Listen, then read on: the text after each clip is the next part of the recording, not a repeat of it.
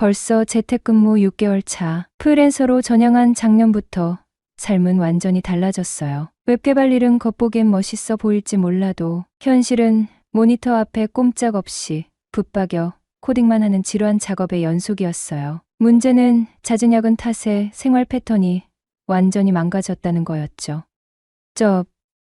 이러다 진짜 못 망가지겠는데. 뻐근한 목을 주무르며 저절로 한숨이 나왔어요. 거울에 비친 모습은 푸석한 피부, 퀭한 눈, 구부정한 어깨. 30대 남성이라고는 믿기 어려울 정도로 생기가 없어 보였죠. 그래, 헬스클럽 나도 한번 다녀볼까?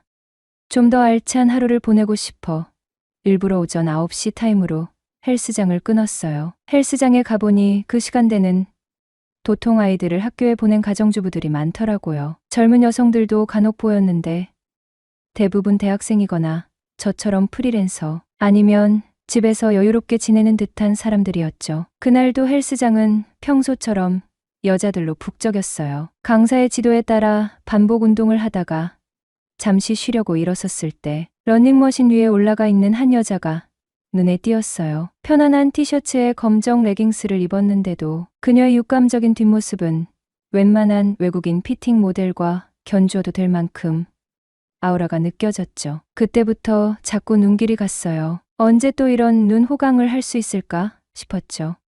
아, 헬스장 오길 정말 잘했어. 앞으로 꾸준히 열심히 다니면 이런 좋은 구경을 종종 할 수 있겠지. 스스로 칭찬이라도 해주고 싶을 만큼 기분이 좋았네요. 솔직히 방구석에 처박혀 하루 종일 PC 앞에만 붙어 코딩하느라 키보드만 두드렸으니 늘씬한 여자를 보면 눈이 번쩍 뜨일 수밖에요. 아무튼 얼굴이 궁금해졌어요. 저렇게 몸매가 좋은데 설마 얼굴까지 예쁠까? 그럼 세상 너무 불공평하잖아. 혼잣말을 중얼거리며 그녀의 얼굴을 보기 위해 거울을 봤는데 순간 그녀의 눈과 마주쳤어요. 이런 주인 여자였어요. 내가 새들어 살고 있는 44살 주인집 아줌마. 평소 넉넉한 옷을 입어서 몰랐는데 숨겨져 있던 몸매 라인이 상당하더군요. 내가 잠시 정신 놓고 넋을 잃을 정도로 혼미하게 만든 사람이 주인 여자라니 순간 충격과 함께 왠지 모를 부끄러움이 밀려왔어요. 그녀도 저를 알아봤는지 가볍게 인사를 건넸고 저도 자연스럽게 그녀 옆 러닝머신으로 향했어요. 안녕하세요. 헬스장에서 뵙네요. 그러게, 정태 씨 출근 안 했어요? 아, 네. 요즘 집에서 일하거든요. 그래서 낮에 시간이 좀 남아서요. 아, 재택근무 하시는구나. 네. 근데 아주머니, 젊었을 때 운동 많이 하셨나 봐요? 몸매가 정말 예쁘신데요. 칭찬에 아주머니는 얼굴을 붉혔어요. 저 무용 전공했어요. 어쩐지 예사롭지 않다고 생각했어요. 정말이지 일반인이 가질 수 없는 라인이었죠. 게다가 저는 유독 슬림한 여자를 좋아했기에 무용과 출신이라는 말이 더욱 깊이 와 닿았어요. 호호. 정태 씨한테 그런 말 들으니 기분이 좀 이상하네. 혹시 제가 실례되는 말을 했나요? 죄송해요. 순간 너무 노골적으로 말했나 싶어 당황스러웠어요. 아니, 그런 뜻으로 말한 게 아니라 나보다 한참 어린 남자가 나 보고 예쁘다고 하니까. 그래서 그런 거예요. 하, 다행이네요. 괜히 기분 상하셨을까봐 걱정했어요. 기분이 왜 상해요? 남자가 예쁘다고 해주면 기분 좋은 거죠. 그럼 이렇게 만난 것도 인연인데 운동 끝나고 음료수라도 같이 마실까요? 그렇게 운동이 끝나고 음료수를 뽑아 그녀에게 건네며 휴게실에 앉아 이런저런 이야기를 나누기 시작했어요. 무용은 언제까지 하셨어요? 자연스럽게 다음 질문을 던졌어요. 솔직히 그녀의 과거가 궁금해지기 시작했거든요. 저렇게 탄탄한 몸매를 유지하려면 얼마나 오랜 시간 노력을 했을까? 무용은 얼마나 오랫동안 했을까? 쓸데없는 궁금증이 꼬리에 꼬리를 물고 이어졌죠. 아주머니는 잠시 생각에 잠기더니 입을 열었어요. 글쎄요. 대학교 때까지 했으니까. 20대 초반까지 했었나? 대학교 때 현대무용을 전공했는데 공연 준비하다가 발목을 심하게 다쳤어요. 인대도 끊어지고 뼈에도 금이 가고 의사 선생님이 더 이상 무리한 운동은 안 된다고 하더라고요. 그래서 어쩔 수 없이 그만뒀죠. 그녀의 목소리에는 아쉬움이 묻어났어요. 안타깝네요. 그렇게 재능 있으신데 그녀의 몸매는 단순히 운동으로 만들어진 것이 아니라 오랜 시간 갈고 닦은 재능의 결과물이라는 것을 어렴풋이 짐작할 수 있었죠. 지난 일이니까요. 지금은 이렇게 건강하게 운동할 수 있는 것만으로도 감사해요. 근데 정태 씨는 혹시 미정 씨랑 헤어졌어요? 갑작스러운 질문에 저는 순간 당황했어요. 뜬금없이 왜 애인 이야기를 꺼내는 거지? 순간적으로 머릿속이 복잡해졌죠. 아, 네. 저희 헤어졌어요. 솔직하게 대답했어요. 숨길 이유도 없었으니까요. 헤어진 지 꽤 됐네요. 그래요? 왜 헤어졌어요? 정태 씨처럼 괜찮은 남자가 여자친구가 없을 리가 없을 텐데. 그녀는 호기심 가득한 눈빛으로 저를 빤히 쳐다봤어요. 칭찬인지 놀리는 건지 묘하게 헷갈리는 말투였죠. 글쎄요, 성격 차이도 좀 있었고 같이 살다 보니 안 맞는 부분이 너무 많더라고요. 연애할 때는 몰랐는데 저는 씁쓸하게 웃으며 말했죠. 6개월 전 동거했던 여자친구와 헤어졌던 기억이 떠올랐어요. 뜨겁게 사랑했지만 막상 현실적인 문제에 부딪히니 서로에게 상처만 남긴 채 끝이 났었죠. 결혼은 현실이라더니 정말 그런가 봐요. 맞아요. 연애랑 결혼은 천지 차이죠. 저도 남편이랑 연애할 때는 정말 불타올랐었는데 결혼하고 애 낳고 살다 보니 다 똑같죠. 그녀의 말투는 덤덤했지만 어딘가 허탈함이 느껴지는 듯 했어요. 아, 맞다. 요즘 애들이 잘 안 보이던데요? 아, 우리 애들 미국에 갔어요. 큰애는 대학교 가기 전에 미리 외국 경험 쌓는 게 좋을 것 같아서 외삼촌 있는 미국에 보냈고, 작은 애는 아직 중학생인데 형 따라가고 싶다고 난리쳐서 같이 보냈어요. 덕분에 저는 혼자 지내죠. 그녀는 어깨를 으쓱하며 웃었지만 어딘가 쓸쓸함이 느껴지는 미소였어요. 혼자 남겨진 외로움이었을까요?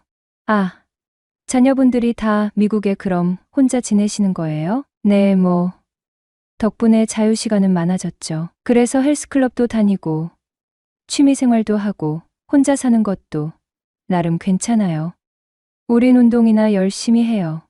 그렇죠? 저는 그녀의 미소에 왠지 모르게 마음이 짠해졌어요. 혼자 남겨진 그녀의 외로움이 느껴지는 것 같아서. 곧장 집으로 가실 거죠? 제가 태워다 드릴게요. 보는 사람도 많은데 그냥 걸어가죠. 그녀는 쑥스러운 듯 말했지만 한 집 살림인데 뭘.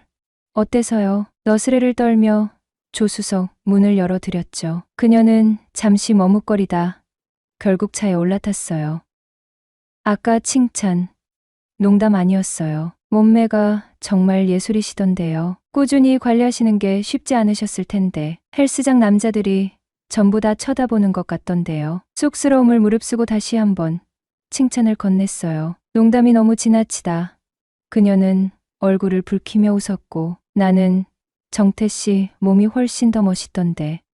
칭찬인지 농담인지 모를 말에. 그래요?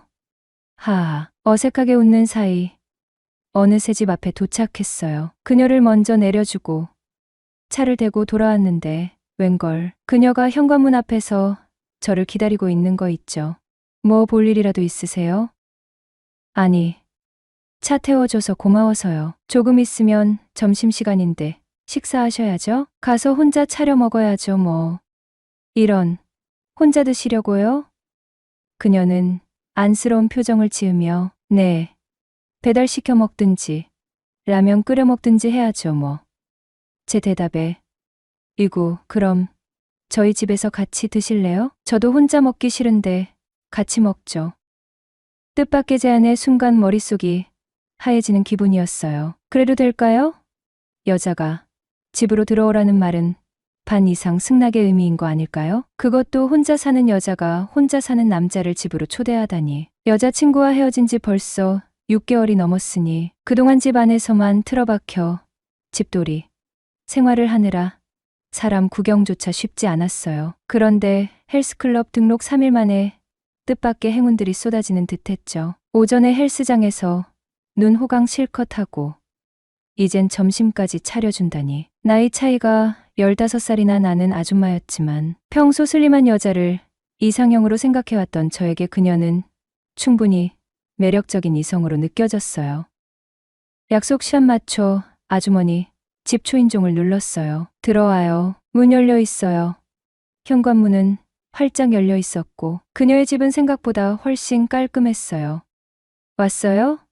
상 차릴 때까지 잠깐 쉬고 계세요. 소파에 앉아 그녀가 분주하게 움직이는 모습을 멍하니 바라봤어요. 그러다 그녀와 눈이라도 마주칠라 치면 왠지 쑥스러웠죠. 그렇게 어색한 분위기 속에서 식사를 마치고 그녀가 내온 따뜻한 차를 마시며 다시 소파에 마주 앉았어요. 그녀도 특별한 직업이 있는 건 아니었으니 하루 종일 집에 있는 건 매한가지였어요. 저 역시 재택근무로 24시간 집콕 신세니 어쩌면 우리 두 사람 사이에 묘한 기류가 흐르는 건 당연한 일인지도 몰랐어요. 얼굴을 자주 마주치다 보면 정이라도 든다고 하잖아요. 우리는 어느새 밥을 함께 먹는 사이가 되어 있었죠.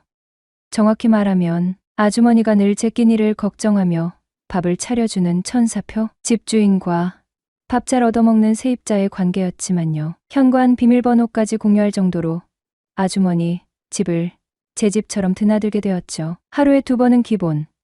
밥 때만 되면 어김없이 아주머니 집으로 향했어요. 따뜻한 밥과 함께 따뜻한 차, 그리고 다정한 대화까지 곁들이니 메마른 제 마음에도 봄바람이 살랑살랑 불어오는 듯했어요. 남녀 사이에 감정이 싹트는 건 정말이지 순식간이었죠. 결정적으로 아주머니가 제게 그린라이트를 팍팍 쏘아대기 시작한 건 제가 슬렌더 취향이라는 걸 알고 나서부터였어요. 어느 날 툭 던지듯 저는 슬렌더 스타일이 좋더라고요. 너무 마른 건 좀 그렇고 딱 굳는 청바지가 잘 어울리는 그런 스타일 있잖아요. 하고 흘려 말했는데 그 다음 날부터 아주머니 패션이 확 바뀐 거 있죠. 평소 넉넉한 품의 편안한 옷만 입던 그녀가 웬일로 몸매 라인이 고스란히 드러나는 스키니진을 쫙 빼입고 나타난 거예요. 처음엔 웬일이지 싶었지만 며칠 계속되니 이건 뭐 대놓고 나 좀 봐주세요 하는 것 같았어요. 스키니진뿐만이 아니었어요. 어깨 라인이 드러나는 티셔츠, 쇄골이 살짝 보이는 블라우스, 심지어 짧은 치마까지 아주머니 패션은 날이 갈수록 과감해졌죠. 아, 드디어 올 것이 왔구나. 그때 확신했어요. 아주머니도 저를 이성으로 의식하고 있다는 것을, 아니, 오히려 적극적으로 저를 유혹하고 있다는 것을. 저건 분명히 나도 너한테 관심 있어. 그러니 어서 나를 꼬셔봐 하는 노골적인 신호였죠. 나이 차이가 15살이나 나는 아줌마였지만 지금 제 눈에는 그저 매력적인 여자로만 보였어요. 오랜만에 느껴보는 짜릿한 설렘에 심장이 쿵쿵 요동쳤어요. 그래, 이대로 물러설 수는 없지. 이번엔 제가 먼저 적극적으로 다가가 볼 차례였어요. 안녕하세요. 20대 후반의 남자입니다. 제게는 2살 연하의 여자친구가 있었어요. 대학교 때 만나 2년 동안 캠퍼스 커플로 지냈죠. 졸업 후 각자 원룸에서 살게 되면서 월세도 아끼고 데이트 비용도 절약할 겸 동거를 시작하기로 했어요. 투룸을 구해 월세를 반반씩 내기로 하고 함께 살기 시작했는데 처음 3개월은 정말 꿈만 같았죠. 알콩달콩 어린 시절 소꿉장난하듯 요리도 만들어 먹고 살림살이도 하나씩 장만하며 사랑을 키워갔어요. 하지만 연애할 때는 미처 몰랐던 서로 안 맞는 부분들이 너무나도 많았던 거예요.